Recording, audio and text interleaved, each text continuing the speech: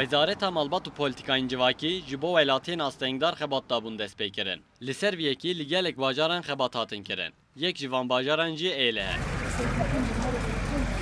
Müdüriyeta Malbat û Polîtikayên Civakî ya Êlihê jî sala borî dest bi xizmeta wan kesan kiribe ku nikarin hevcedariyên xwe bi xwe çareser bikin. Di çarçoveya van xebatan da li Êlihê ji bo 4500 kesî di malê da 24 saet xizmet tê dayîn. Müdüriyet bo wan kesên ku li astengdaran dinêrin wek mehanî 793 lîreyan dide. Bi tevahî ji bo hemû xebatkaran wek mehanî 3 milyon û nîv lîre bütçe tevê qetandin. Müdürê Malbat û Polîtikayên Civakî ya Êlihê Veysel Dîrek diyar kir ku bi van xizmetan him ji bo astengdaran him jî ji bo welatiyên bêkar dibin çareseriyek. Vega nîv sal bi salekê ve astekdarê me